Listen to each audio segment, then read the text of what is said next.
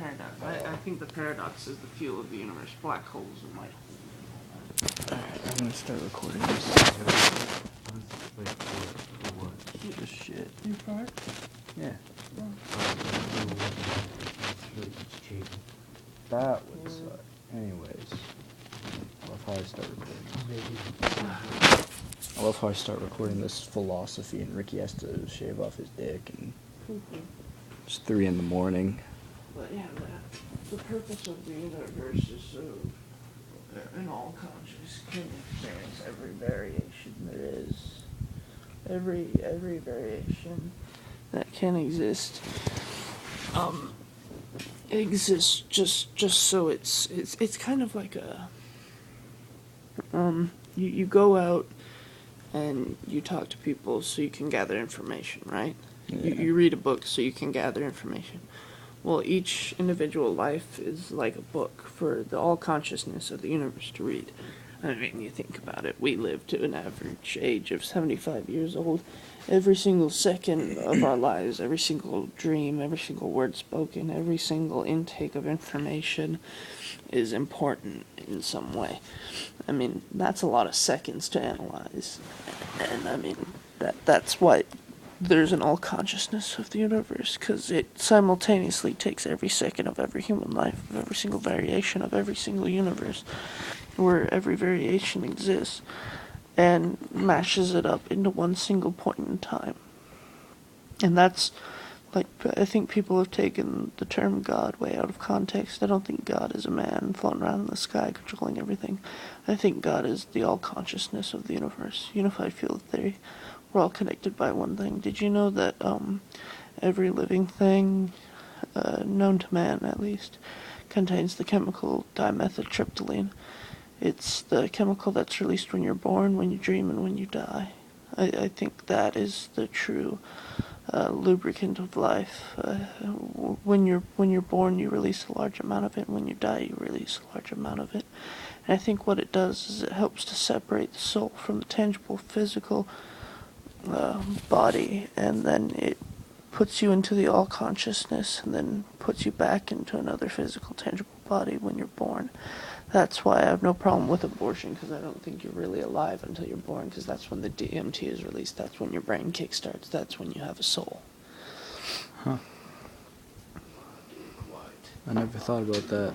Yep. Yeah, that's why I have no problem with abortion in the least, because they're not a person. They have no soul until they're born, until the DMT is released. I think time is spatio-temporal regression. We're all going towards one goal. I think you're retarded.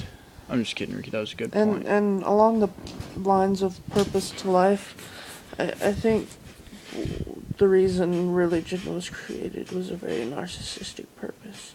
The purpose of life is to create purpose, man. The purpose of life is to have a purpose. Now, where do we find that purpose? I think people set out and said, oh, there's a God, there's someone watching over me. My purpose is to live for him. And I think they were just asking a question and looking for an answer. But the thing is, there is no answer, because the question is malformed. What's the purpose to life? Hey, guess what? There's no purpose to life. We're all a bunch of random swirling bits who just happen to make it this far up the evolutionary chain. A meteor could come and collide with the Earth at any second. A black hole could open at any second. We'll be fucking gone, and our lives would have been pointless. In 1 billion years, no one will remember us. We will not exist. The sun will have supernovaed and destroyed our Earth. We will be nothing. There is no purpose to life. Now, what do you do with this information? I mean, you could lay down and say, fuck it, and wait till you die, but, I mean, where's the fun in that? Which is where existentialism comes in. You create your own purpose. And I think, well, to me, there's something very pure, something very driven about creating one's own purpose instead of living for another purpose, instead of being influenced by a religion or a god. And taking the answer that someone else came up with, you on your own go out and say, this is what I have to do, this is what I'm going to do with my life, this is what makes my life important, from your own mind. And that's why I like being an atheist. That's why I like not believing in God, because my life is completely up to me. I know there is no omnipotent God watching me and moving me towards some goal. The only thing that controls my life is me. And I mean, some people like being controlled. I don't. I want to be completely independent. I want to know that my fate is my own, my destiny is my own. Whatever choice that I choose to make was completely free. You know what I mean? Yeah, I hear you. There was no God that helped me make the choice. Me getting up and walking out of this house was all me. I made that choice. And which bears a certain responsibility, because then the only person to blame is yourself. You know what I mean? You can't just say, oh God, why? You say, fuck, I fucked up. Yeah, I hear And you. I think there's something very noble to be said about that. I mean, Yeah. it's the ultimate accountability for one's actions. Because you can't resort to, oh, it's a part of a plan of a greater being. No. I made that decision. I fucked up. I'm accountable. Yeah, I hear you. I I kind of think- lean, I think about this shit too much, man.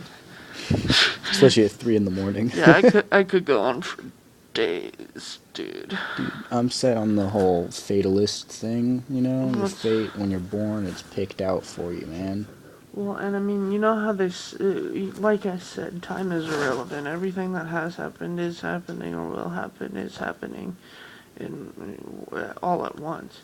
So, I mean, that kind of defeats the purpose of free will. I mean, if everything that is going to happen is already happening, then, I mean, it's all mapped out.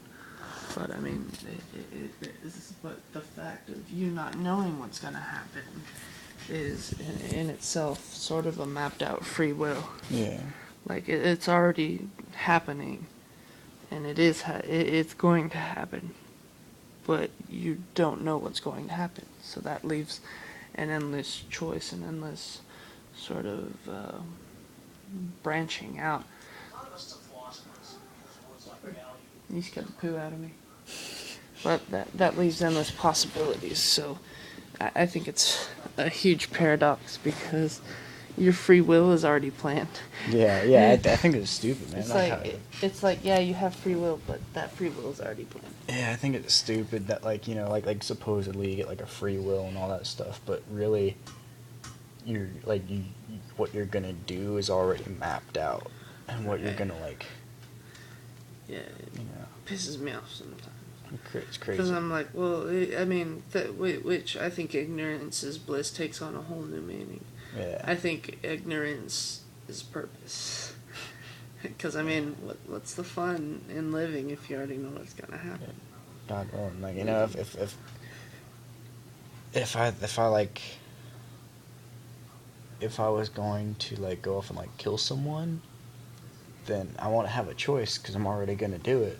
It's not my choice, you know. Yeah.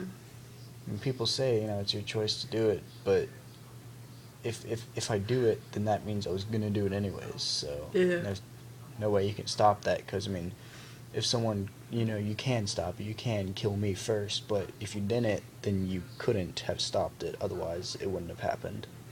You know what I mean? Yeah. It's kind of hard to explain. Hey, Ricky, Yeah.